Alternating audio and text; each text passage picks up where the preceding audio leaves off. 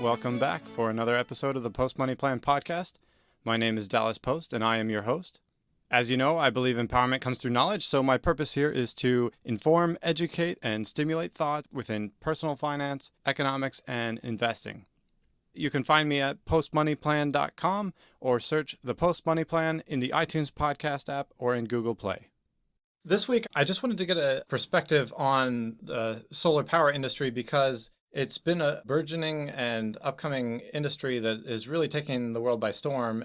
We really see that with the insistence on coal power going away and moving towards renewable energies. So I was in station the other day talking with some of the people in the office, and I came across Joaquin Altenburg, who is the CEO of Vert Solar Finance here in Houston. I thought it'd be interesting to have him on the show to talk about the financial perspective and the macroeconomic impact that solar power is having and may have in the future, both in the U.S. and internationally. So welcome to the show. Thank you very much, Dallas. Thank you for having me. Yeah, like I said, I'm just really curious to hear your perspective and especially how the industry has been developing as time has gone on in terms of the financial implications of it and the potential for it to be used as a power source in the economy. What comes to mind is the technology itself has existed for a while. So what have been some of the hindrances in implementing that into actual usage in the economy? But before we get to that, I just want to give you a platform to introduce yourself and tell us a little bit about your background. Sure, thank you. So my name is Joaquin Altenburg, and I am the CEO and founder of Vert Solar Finance. We are a solar investment and development company in the commercial and industrial solar space. I came into this industry about 12 years ago.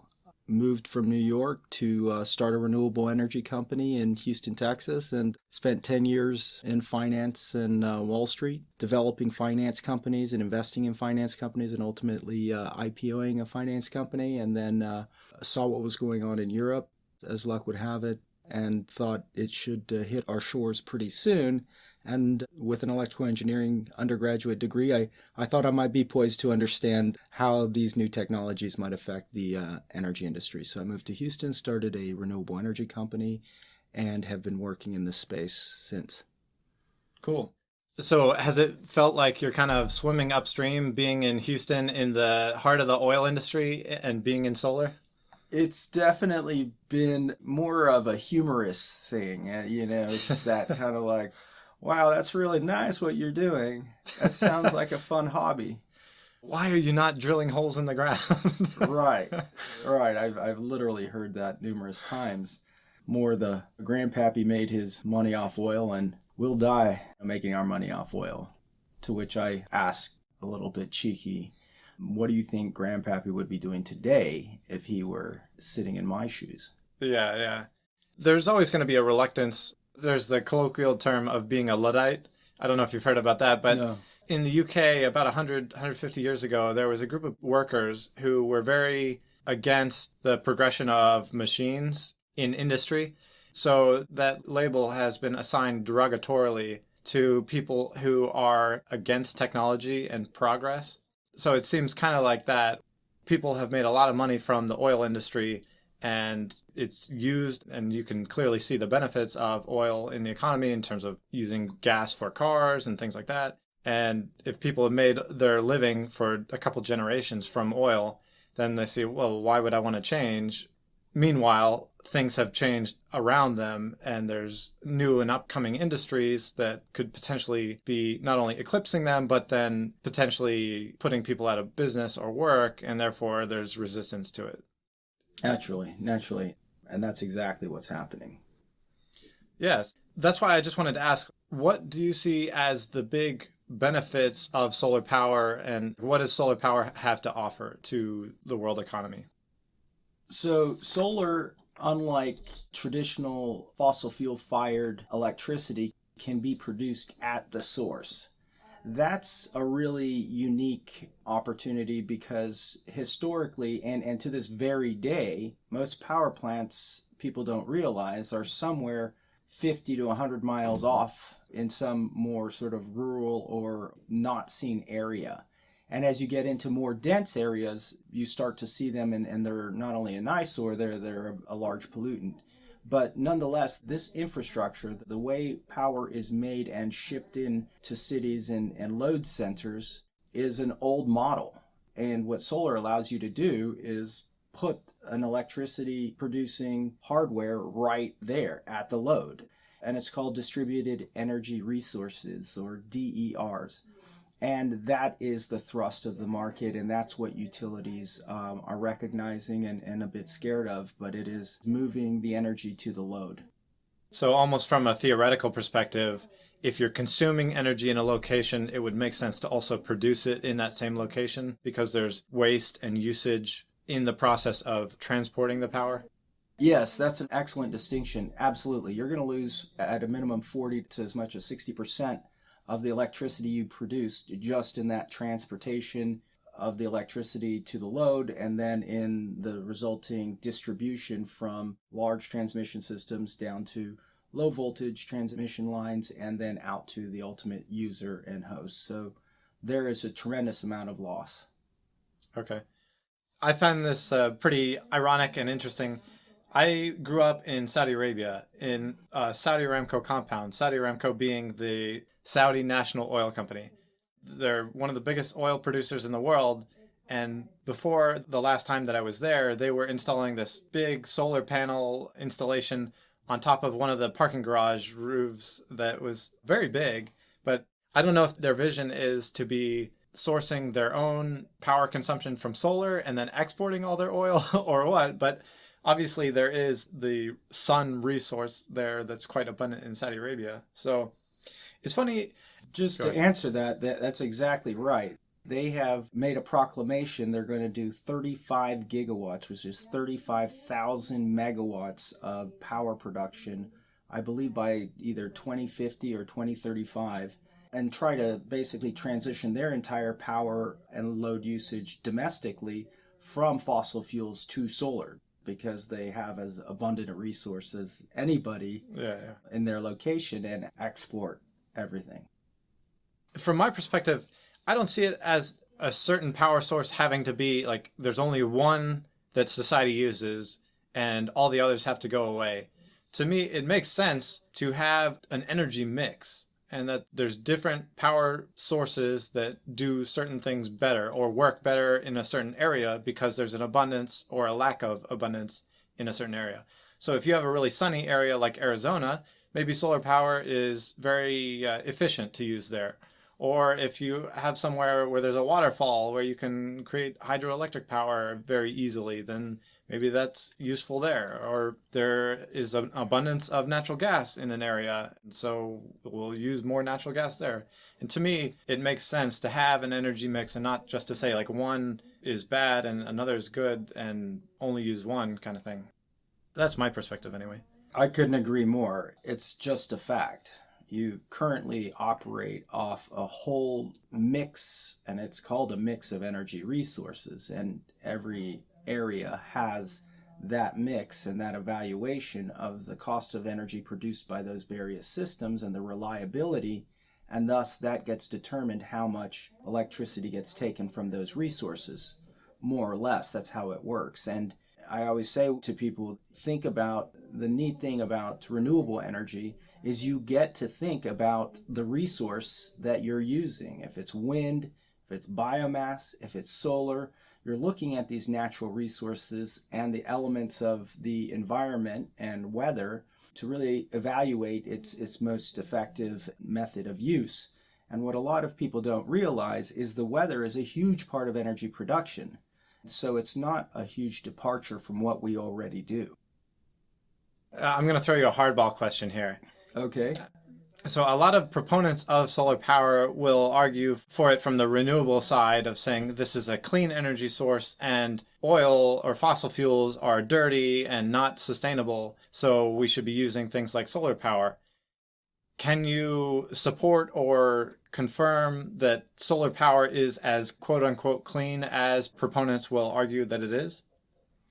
I can't tell you the statistics of how many kilowatt hours go into making a wafer, which goes into making a solar module or panel, and thus what the implication of those resources coming in ultimately culminate into it's sort of resources in, resources out. So if the raw materials you're using to make those are also coming from brown sources, then that has an impact.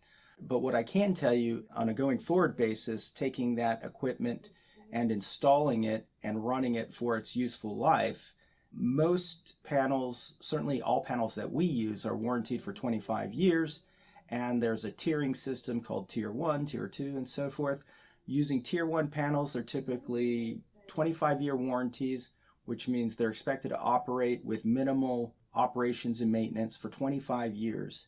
And that is absolutely unattainable with any fossil fuel-based technology. There's no moving parts in solar. We don't have combustion, we don't have generators, nothing but physics effect where photons are converted to release electrons through silicon. So it all happens without anybody being able to see it at the atomic level, but nonetheless, that means no mechanical parts, so you can keep generating and being efficient over that lifetime. At the end of 25 years, what most people don't realize is the systems, the modules, those panels do not degrade much beyond that. So at the end of 25 years, they're warranted to produce a little bit more than 80% of their initial amount. But they're not going to keep declining. It kind of levels off. And so these things nobody knows, but they can operate for 100 years because there's, again, no stress to the system. It's wafers, silicon wafers, glued to a backing. So at the end of the day, over the life of these systems, there's just no comparison. We're not using any fossil fuel, and any other system is going to require continuous and abundant raw materials input, be it natural gas or other fossil fuels, to run. So without question, it's stark contrast. So when you say that, that actually brings to mind a financial analogy that it almost sounds like an equivalent of a trust fund where you're getting paid out a dividend or a distribution over time. Maybe the fund is depleting somewhat, but you're still getting paid these constant dividends over time where it's producing this energy or these cash flows that is declining a little bit, but over time it just keeps paying you out and keeps paying you out. Okay, it's got a 25-year warranty on the panels, but maybe they keep going and who knows how long they go. It just kind of reminds me of that dividend that just keeps giving kind of thing. It is very much like that, and it can be projected, fairly accurately projected, for its production and revenue potential, which makes it very financeable. On that note, give me a state of where the solar power industry is in the U.S. right now, like where it's been, how it got to where it is now. We'll leave off the future just yet. Sure. So I can speak to what I've seen. What I've seen is over the last 10 years, the solar industry has really settled into three sectors. There's residential, which is solar on roofs, on homes. There's C&I, commercial and industrial, which is solar on buildings. And usually we talk in megawatts in our business or kilowatts. So 500 kilowatts is half a megawatt. So about 500 kilowatts to maybe 20 megawatts is sort of this middle range. That's rooftops on large shopping centers, hospitals, schools, anything that you kind of look out a building, like we're here on the 24th floor, we could look out and see probably a half a dozen places we could put a lot of solar on just right outside the window. So that's commercial and industrial. And then utility scale is what looks and acts more like historical power plants, which is large, and those probably get the most amount of press. Large farms, rows and rows that cover miles of solar, which are large solar farms. And so far in the United States, we're the only leading country, a first world country, that doesn't have any kind of legislation at the federal level to address carbon and renewable energy. What has happened is there is a tax credit, and then there is, at the state level, various incentives. So the states have been encouraged over the years to take on whatever approach to incentivize solar or renewable energies in general, and those are called Renewable Portfolio Standards, or RPSs. And every one is different. So there's no transfer, there's no common system across the country. So it's left a very fragmented market overall. But what we have seen, and I think most people recognize some brands around the solar residential space, Solar City, maybe Sunrun, folks that you may see in a truck, Vivint or so forth. So those residential companies have been growing pretty rapidly and have seen really dramatic growth. And the utility scale market has seen pretty dramatic growth. But the C&I market is still lagging, and that's one of the reasons we're focusing on it. So where we are today is about 10% in some locations. And again, because of those regional incentives, the number of megawatts installed in various places varies dramatically. So California is far and away the leader in solar. Texas is coming rapidly behind with large utility scale projects. And then it's pretty much East Coast and West Coast. You've got from Massachusetts down all the way to Georgia, with almost every state having some level of incentive. And then on the West Coast, Washington down to California. And then there's a smattering throughout the Midwest. It's early days. We're just at the inception of this industry, and we've already seen residential start to plateau in certain markets. And that's more of the effect that you see against power prices and that notion of crossing the chasm, if you will. There's those early adopters, and then how do you actually get to the early majority? And so there's right now some friction in the market for residential for how do we now become a mainstream product? And that's what Tesla and others are facing. On the commercial and industrial side, we have less than 1% penetration across the U.S. And even in major markets like California, it's probably at 1%, if at all. Well, with respect to what you were just saying there about the residential penetration, to me, one thing that is of concern from an economic perspective, I don't know if concern is the right way to say it, but I believe in the power of the free market and the free market's voting power of nominating and declaring something useful in society. And over the last few decades, there's been a lot of subsidies associated with solar power in order to encourage its usage. So, for example, my parents were considering whether or not to install some residential solar power on their home. So a large part of the consideration on whether or not to do that was based on the tax credit that they would get for that. How would you say the progression has been in terms of the reduction on reliance of solar power on subsidies in moving towards not requiring subsidies from the government, but actually being financially more attractive than other power sources such as fossil fuels in certain markets and potentially going forward? Sure. So one of the conversations that you're touching on is a term called grid parity, meaning is the price to produce this energy resource equal to the price that it currently exists in the wholesale market on the grid. Since you and I as retail consumers don't get to pay wholesale prices, we pay retail prices, it's important to understand that that's not a perfect one-to-one match. Being at grid parity isn't necessarily where we need to be for solar at the resource. If you're going to do a utility scale, absolutely. But at the residential scale, you just need to be able to put it at the retail rate or lower to make it cost effective. So that's one of the conversations that happens. But nonetheless, taking that grid parity notion into consideration, there are 31 states that are at grid parity using solar. So we already know we can produce solar electricity in 31 states at or below where the current fossil fuel-based production is.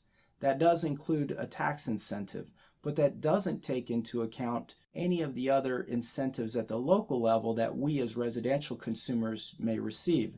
There are utilities like Austin Energy, sitting in Texas, CPS Energy in San Antonio, that are offering additional rebates to their customers to take on solar. And when you factor those incentives in, it really does lower the cost of your electricity bill significantly over the life of that system. So I would say, again, it comes back to geography and local prices and the efficiency of the system that you're installing to know whether or not it makes sense. And I don't have a very good grasp on how this works from a engineering perspective, but my understanding is that the technology side, the production of power through solar technology, has been improving at almost an exponential rate to where the cost per watt from solar production has been dramatically declining over time to make it more and more cost effective. That's accurate. That's exactly right. For example, when we bought our first panels in 2008, about 8 years ago, we bought our first panels at $8 a watt. Okay. Today, we are paying about 50 cents a watt. That's a huge improvement. That's about a 95% reduction in cost per watt. But that's not all. The average panel back then, meaning if you took the exact same size, and the sizes haven't changed, there's 60 and 72 cell panels. The average size of a 60 cell panel was about 150 watts. The average size today for a 60 cell panel is probably about 300 watts. So now we're able to get twice the energy production in the exact same space. And still, that's not all. The average efficiency of a panel at that time was at the sort of 10% range. And the average efficiency today is nearing 20%. So what that means is by efficiency, we're able to convert sunlight to electricity at twice the number of production. We're able to generate twice the number of power in the same area of space, and we're at about 5% of the cost. So it's really quite a dramatic improvement. It is making solar competitive, and one of the reasons I chose to come into this industry versus staying more broadly in energy and renewable energy is that I believe that solar being on the polysilicate curve, meaning kind of coming in behind the semiconductor industry, that we will get a lot of the technological advancements that we've seen in semiconductors. As an example, when I was an electrical engineer 20 years ago, graduating from undergrad at the University of Texas at Austin, our alma mater. Go Longhorns. Go Longhorns. We were excited to be able to use an 8 kilobyte chip to try to program. And now in half that size, about the thumbnail, you can fit a terabyte. That's just phenomenal advancements. We all know, not Moore's Law, but... Metcalfe's Law? Or are you talking about Moore's Law about doubling in capacity? Every 2 years or whatever, we're on some of that curve. We're getting in the solar space that benefit now that the capital and the global demand for solar is focusing on it. Now you're getting those engineers that were working on semiconductors to now work on solar. And so we're still early days. Well, since you're saying that, I want to kind of jump out of order here and ask you about the future. The efficiencies that you're talking about, which have been going on for the last couple of decades and getting better and better and better, do you expect these efficiencies, that trajectory to continue, or will we hit a plateau and max out, or how do you see that working? So I'm not as close to the technology advancements that are happening because at the end of the day, I'm investing in proven, tried and true technologies. But I do believe that there's so much going on when you start moving into a multi-billion-dollar industry that globally, the U.S. is way behind the rest of the world. I mean, China is currently installing half the global solar. It's about 35 gigawatts expected this next year of solar. Yeah, I was just hearing about that recently. Rapid growth, massive manufacturing. Obviously, that creates other issues. But the point being is that the amount of capital and investment and brain power being put into this new and novel industry is really generating things that we can't imagine. Just like not even 30 years ago, we couldn't imagine fiber optics, Right. glass conducting light to then transmit communication. And now it's silly to do it any other way. So we're going to see all kinds of advancements, efficiencies in battery storage. Batteries just coming online, and it's already hitting a similar cost to production curve that we saw in solar. We're seeing different types of technology around the way you use substances. Right now, silicon has been the predominant resource to make solar panels, but there's all kinds of new things being introduced, new forms, new shapes, new microscopic crystalline structures. It's just fascinating the amount of advancement and novelty of things that are coming forward. And I am 100% confident that in 20 years from now, when you and I are towards the end of our careers, we'll be sitting there going, oh my goodness, had you ever seen something like this? Well, I mean, just to think back 30 years ago, could you really have seen all the things that we have in technology today? Thinking of a computer in your pocket, it's pretty crazy to think about. I know. I pinch myself having graduated a computer science engineer and becoming a finance guy, and regretting not going to San Francisco and keep growing. Back then we just started the .com era. Yeah. So it's an amazing opportunity, and there's some really amazing people, brilliant minds working on this, and we're just trying to do our part. It definitely seems like an industry that's moving at 1,000,000 miles per minute kind of thing. It is. To give you a little bit of the vision that I have for us as a large energy installer of distributed energy resources is we believe, and I believe, that you're going to carry your power ultimately.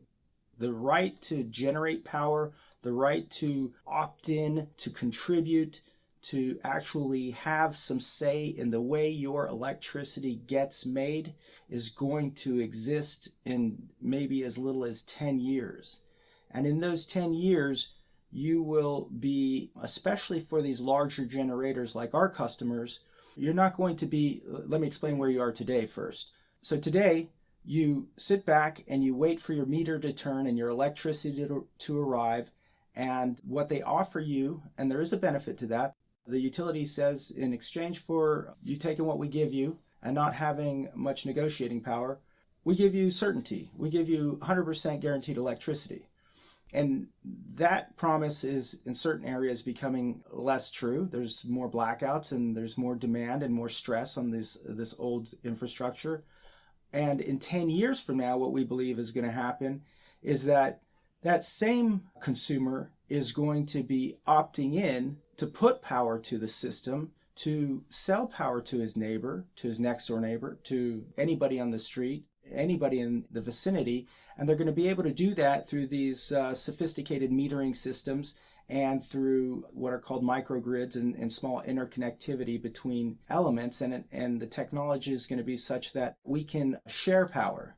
And then we become sellers and buyers at various times. And the utilities are really going to be responsible, as many of them know they are today, for maintaining the lines to make sure that the power comes in. But the actual interchange, just like we're getting free use of each other's information via this podcast, it will not be hard for you to come online and become a contributor, both buyer and seller and retailer of electricity. So that's where we believe in solar and distributed energy resources, is to give the client the freedom to dictate how they use and get charged for electricity. Yeah, I definitely see the vision of the potential of that. And almost on an economic theory basis, there will be times where someone has an oversupply of something and someone else has an undersupply of something. So the ability of a network to distribute that where there's need and where there's not need seems like you're maximizing efficiency throughout the power grid.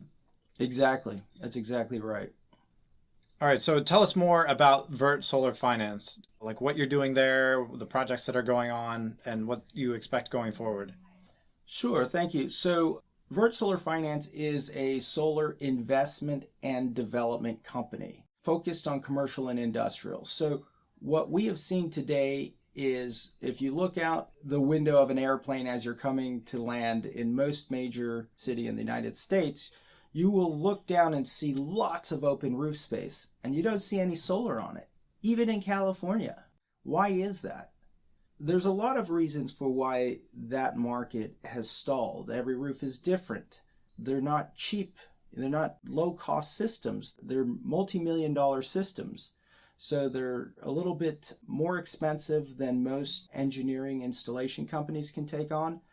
And they're also not enough money, if you will, for a bank to be really interested in loaning, much like commercial property. You can raise money for commercial property at 50 million easier than you can at 5. And that's especially true in an industry like this, where historically the only people who have lent, the only organizations that have lent money to energy projects have been large banks to the tune of $500 million plus. So the market for financing projects has been slow and is evolving, but not there, particularly for commercial and industrial.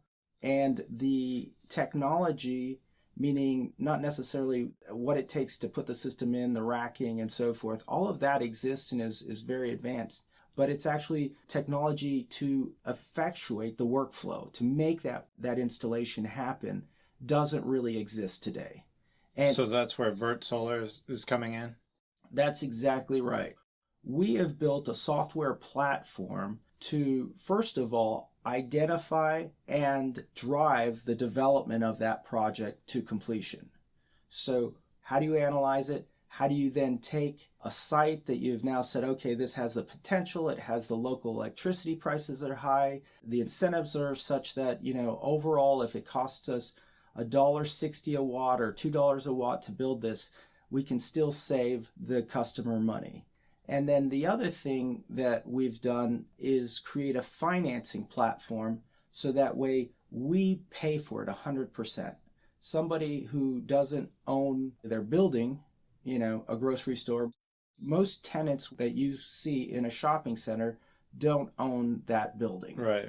And so their ability, frankly, their use of their own capital wouldn't make sense for them to put into a way to cut electricity costs and effectively prepay their electricity for 20 years. Yeah. And again, that's where we come in. And so we will pay for 100% of the cost. And we will own and operate that system and pass on that reduced electricity, clean electricity to the customer for their benefit. And then we will manage the entire process. So the remainder of the technology deals with how do you optimize speed and standardize the workflow to get a project to construction and then construct it and operate it. So that's our focus, and that's what we think makes us unique. And you mentioned before about the different sub-industries between like industrial and residential. Is Vert focusing on one or another? Exclusively on commercial and industrial, which means shopping centers, schools, municipal buildings, industrial complexes, manufacturing plants, warehouses, any kind of big box space, ideally in an urban setting. Okay, and what's on tap for the future?